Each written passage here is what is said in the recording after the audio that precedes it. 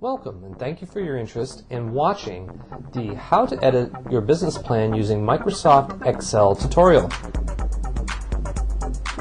Tutorial goals. Before I get into the goals, I'd just like to let you know that we have a large number of goals to cover during this tutorial, so I'll go through this rather quickly.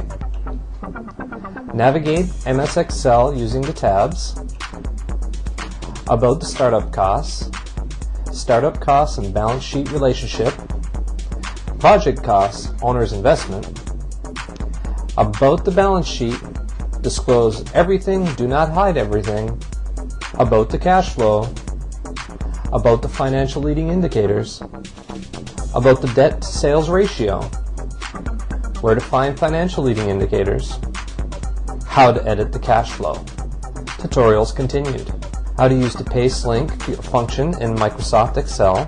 We will talk about the cash flow and income statement relationship, how to generate your income statement, how to forecast your income statement for year 1 and year 2, tips on changing the spreadsheets, the sample business plan floor plan, and building your store rather than renting.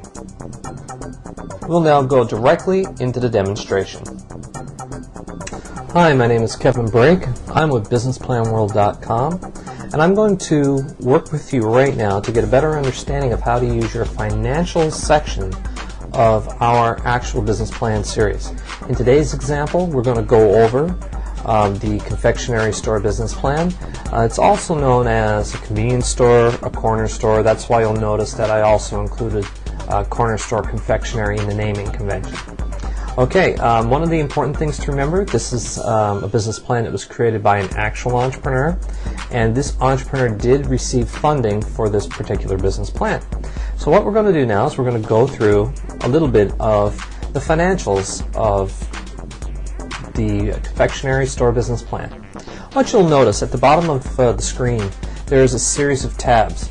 Each one of these tabs represent a section of the business plan you need to complete.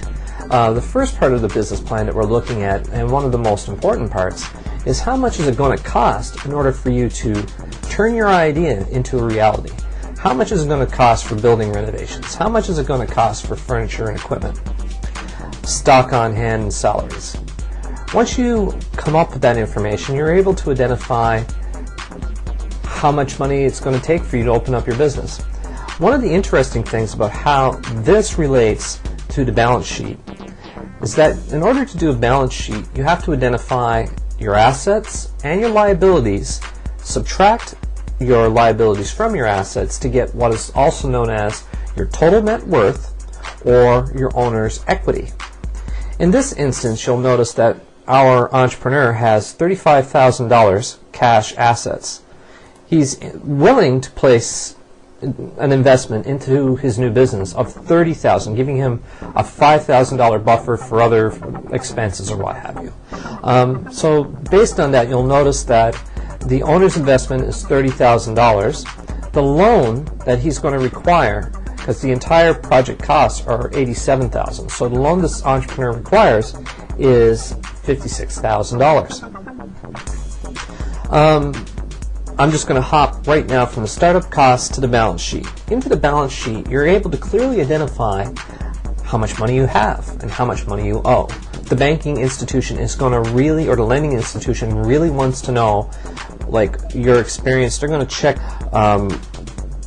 your previous history in paying back loans and what have you. So this is very important, and this is, you have to be very honest.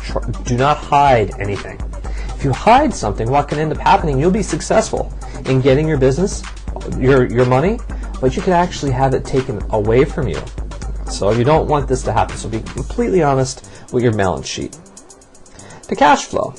So this is going to identify how much money you're generating in sales every month, and how much are you looking at in disbursements. How much money is coming in, how much is coming out. Concept, cash flow. As well, now at the end of the day, or should I say at the end of each month, you're able to identify how much money you have left over. Ideally, you want as much money left over as possible. You don't want to be in the hole. One of the big things about our cash flows that we have, we use what they call financial leading indicators. We don't want to provide you with what some people refer to as a pie-in-the-sky business plan. Everything's going to work perfect, and you're not going to have any problems, and what have you.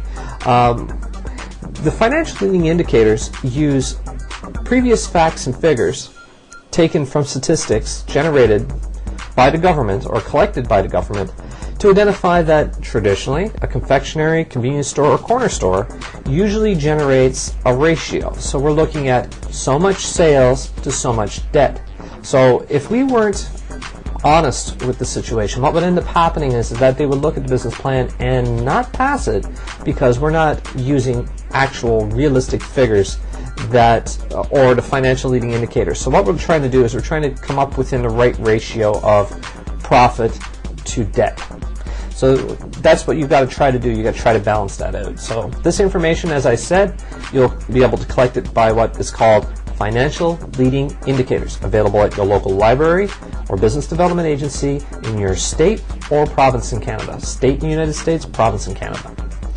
Okay, one of the things that you're going to like about this business plan is if I go in here right now and I make a change and I go 75 and I change this entire thing, all the facts, figures, and everything are changed. Because we have a paste link. Now I'll explain paste link. Right now, let's say we want this information. We go up to edit, copy, go into our income statement. This is our sales for year 1 in our confectionery. We go edit, paste special, paste link. Now, at the instance that this information, any information in this business plan is changed, you'll notice when we go back to the income statement that this information is changed to reflect what's going on in the cash flow. So, makes it much easier for you. All you have to do is go into the cash flow, make all your changes, and then the income statement, the first year income statement, takes your data from the cash flow to generate year 1. We then use another formula for year 2 and year 3, and these formulas are already embedded, so you don't have to even touch this. If you make a lot of changes, yes you do. If you don't make a lot of changes, you don't have to touch it. But to save time, if your business plan or business, for example, does not sell movies, you could delete this section, insert all zeros, come into the income statement section, come here, delete this section, and then all you have to do then is it'll come out as a 0, so there's nothing there, and it would still make it a lot easier for you to complete. Demonstration complete. Tutorial summary. You have successfully completed the How to Edit Your Business Plan using Microsoft Excel